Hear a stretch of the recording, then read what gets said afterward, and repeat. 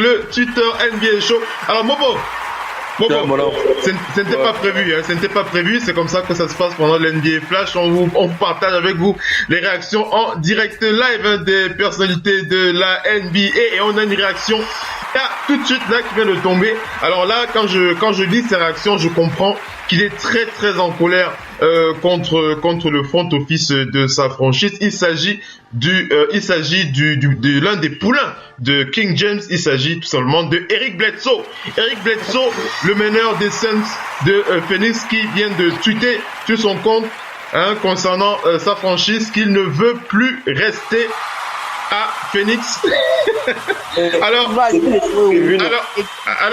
on rappelle qu'il y avait déjà, qu'on avait déjà parlé de quelques infos, des rumeurs qui couraient comme quoi le front office depuis déjà plusieurs années déjà on parlait déjà de l'année dernière de transfert et là ça se prononce encore plus. Lui et Jared Dudley notamment font partie de ceux qui sont sur la liste, voilà, sur la sellette des joueurs qui pourraient quitter les Suns. Donc Eric Bledsoe très très frustré qui vient de tweeter concernant sa franchise. I don't wanna be there. I don't wanna be here. Donc voilà, il veut pas rester là-bas. Et alors je continue, je fais la passe à Mopo parce qu'il y a un fan français qui n'a pas compris ce qu'il a dit. Il a posé la question en lui demandant pardon, qu'est-ce que tu veux dire? Et Evan Fournier qui a répondu, du Magic d'Orlando qui a répondu, il a dit il ne veut pas être là, il parle en américain frère, c'est pour ça que t'as pas compris. C'est comme ça que ça se passe pendant le NBA Flash Basket. On a des réactions comme ça qui nous font un peu, qui nous mettent dans la bonne humeur. Alors Mobo, ouais. Bobo, quand la frustration, quand tu es sur une liste, on reste toujours dans la frustration étonnamment comme ça, ça reste toujours dans la frustration. Quand tu es sur une liste de transferts, lorsqu'on parle de toi dans les rumeurs de transfert, ça te donne pas envie de, Willy parlait de professionnalisme tout à l'heure. Comment tu as envie de réagir à tout ça? N'oublions pas que Bledsoe, d'ailleurs, c'est un joueur qui devait la même partie être en train de jouer à Cleveland. Oui. Ne nous mentons pas, les scènes de cette année, ce n'est pas une scène qui donne envie à un gars qui joue un peu, non? Il s'est fait battre carrément presque à plus de 50 points d'écart. 48 points, oui. C'est comme si les scènes sont devenus le nouveau Sixers. Parce qu'aujourd'hui, c'est vrai. On annonce les meilleurs Knicks au playoff, mais pas les Suns, gars. Oui. N'oublions pas les Suns front office. Je ne sais pas ce qui se passe de ce côté-là, mais on se rend compte que finalement, depuis que nos gars, Stoudemire et tous les bons gars sont partis, il n'y a plus jamais vraiment quelque chose, une attraction qui a vraiment, des nerfs un peu, non? Depuis qu'ils sont partis là, avec on appelle le gars, notre tireur fou, ça s'appelait comment? Celui qui tirait le ballon, ça fait un genre là. De quelle équipe? C'était le Suns. Devin Booker. Non, pas Booker, non, le sauteur, il y avait un sauteur. Le sauteur? À l'ancienne. Josh? Oui, il avait Richardson? Non, il avait un tir, là. Attends, ça s'appelle comment? Missy, le sauteur, là, Missy. Le sauteur. Sean Marion, voilà, Sean Marion. C'est vrai qu'il avait un petit spécial, oui.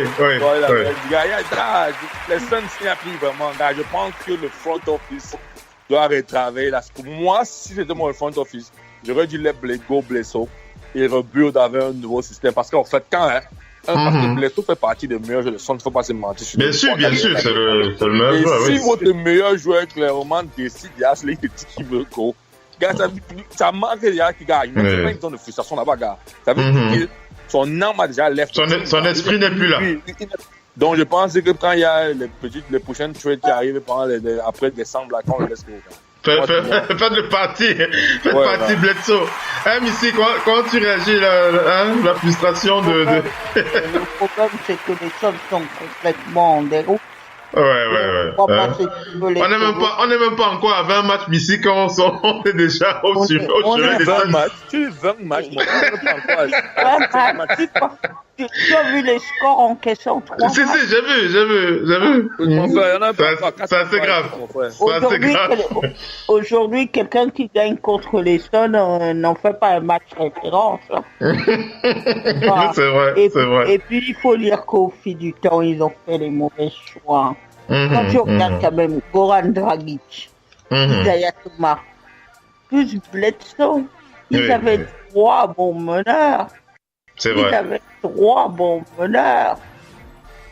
C'est vrai que le GM n'a pas fait du bon travail à ce niveau. Quand tu te débarrasses d'Isaiah Thomas, tu te débarrasses de Dragic, bon, tu te dis, c'est Bledsoe qui est là.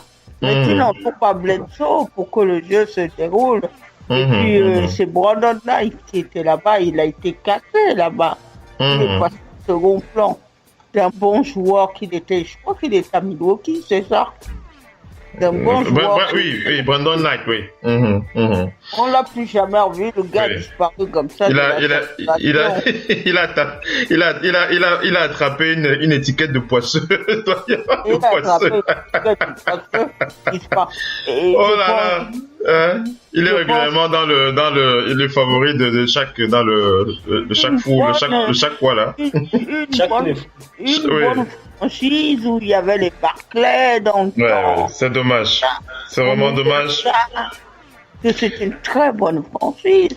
Et ça, on se souvient, cette équipe-là, elle était adorée. Après, il y a eu les Amherst Stoudemire.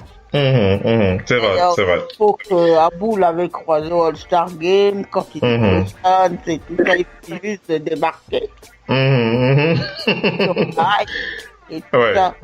Aujourd'hui, le problème de cette franchise, il faut construire. Vous faites ça l'été, pendant l'été, comment vous faites? N'attendez pas le début de saison, la crise arrive. Et puis vous misez sur un jeune qui s'appelle Devin Booker. Devin Booker, c'est bien, il y a la hype. Mais au bout d'un moment, ce qui se passe avec les jeunes joueurs, c'est que la première année, on vous trouve génial, vous allez très très bien jouer. Si vous ne faites pas évoluer votre jeu, vous devenez la cible. Bien sûr. Et autres. Il y a des cibles aujourd'hui, c'est parce que il a ajouté à son jeu. C'est comme ça. Vas-y Willy, rapidement, après j'enchaîne. Vas-y s'il te plaît. En fait, je pense que il y a un truc qui est clair en NBA. Un talent ne sera jamais égal à un talent fin et raffiné déjà. Laissez-moi les histoires de comment il s'appelle, Devin Booker. Oui. Devin Booker, il y a Eric Bledsoe. Prends Eric Bledsoe et de loin. C'est cette erreur que les GM font et les coachs font dans les franchises, qui font du n'importe quoi. Parce que quand on prend un nouveau qui vient d'arriver, on lui donne les clés d'une franchise, alors qu'il y a un joueur qui a de l'ancienneté, non seulement qui a de l'ancienneté, mais qui est encore meilleur. Dallas, actuellement, même avec Dirk Nowitzki sur la pente descendante, ça reste son équipe. On ne va pas dire on va donner ça à Dennis Smith Jr. Même si Dennis Smith Jr. l'avait fait. Et cette discipline elle disparaît en NBA. Et moi, je pense que si les Sixers avaient même des vétérans qui pouvaient déjà taper même un peu la tête de Embiid qui fait ces bêtises-là, il allait mieux grandir. C'est vrai. Allez, on enchaîne. Si tu mises que sur l'arbitrage pour gagner, tu as déjà perdu. Tu as déjà perdu, c'est vrai. Allez, on enchaîne rapidement une réaction en live comme ça que je veux partager avec vous. C'est suite, bien entendu, au tweet de Eric Bledsoe qui a tweeté qu'il veut se barrer. Il veut plus rester à Phoenix. Et il vient de recevoir un appel du pied de son ami DeAndre Jordan qui lui dit de venir aller chez les Clippers, tout simplement. Il lui dit come back home bro. DeAndre Jordan qui invite Bledsoe aux Clippers. Comment tu... Un bon move, ça va être un bon move là. Avec le Clippers, moi je mets les Clippers en playoff. Oh là là, oh là là. Oh là là. Pourquoi pas? Non, il est fort. On ne renie pas son talent. On ne renie pas son talent. Missy, excuse-moi de te couper. Le coach des Suns a été viré. Ça vient de tomber. Earl Watson a été fire. Il a été viré. Le coach des Suns de Phoenix qui vient, la nouvelle vient toujours de tomber. Le coach de Phoenix le coach de Phoenix, Earl Watson, a été viré. Hein, c'est ESPN et Adrian Wojnarowski qui vient de donner l'info. Missy, vas-y, commentons d'abord là-dessus parce que ça vient de tomber. Oui, par rapport... Earl Watson qui a été viré des Suns. Hein? Oui, c'est la crise dans cette France. Prévisible, hein, prévisible. Prévisible. Moi, je trouve que c'est une bonne solution, Missy. Qu'est-ce que tu en penses, toi? Ça ne suffit pas, c'est des problèmes. Hein. Il n'y a pas de bonne solution quand un coach est viré. Vous ne pensez pas que c'est maintenant autour de quel projet vous mobilisez les joueurs? Oui. Qu'est-ce qui fait que vos joueurs vont venir, vont se battre pour votre franchise? Faut nettoyer au Karcher. Ne fais pas d'un entraîneur bouc émissaire. Ouais. Écoutons. Vas-y, Missy, vas-y, conclue, après on fait la passe, s'il te plaît. Non, je dis, ce n'est pas le seul côté. Pendant des années, le front de gestion a pris des très mauvaises décisions. Mauvaises décisions. Isaiah Thomas, de Goran Dragic, qui sont aujourd'hui deux des meilleurs meneurs de cette ligue. Ils étaient où? Chez les Suns, avec Bledsoe. On aurait pu construire et accompagner le truc. Vous vous souvenez, il y a une année là, il y a peut-être 3 ou 4 ans là, ils avaient raté les playoffs. Gagner plus de matchs qu'une équipe de l'Est, ça aurait pu les finir en playoff. Ils étaient vraiment pas loin, ils étaient pas trop mal. Et puis un GM, il vient, il a tradé comme ça Isaiah Thomas. Des mauvaises décisions des GM. Alors Missy, faisons la passe à Willy et après Willy, c'est Mopo qui va parler. Willy. Oui, comment tu réagis? Ça vient de tomber. Earl Watson qui fait ses valises. Earl Watson, ce n'est que le type de l'iceberg. Parce que pour moi, les Suns, ils doivent faire un peu plus que ça. Pour moi, ils n'avaient même. Moi, je ne peux pas donner franchement la responsabilité. C'est pas à lui. Moi, je donne à McDonough. Parce que c'est lui, en fait, dans toutes ses mauvaises décisions depuis 2013. Il n'arrête pas de faire n'importe quoi. Et la franchise l'a laissé la latitude de.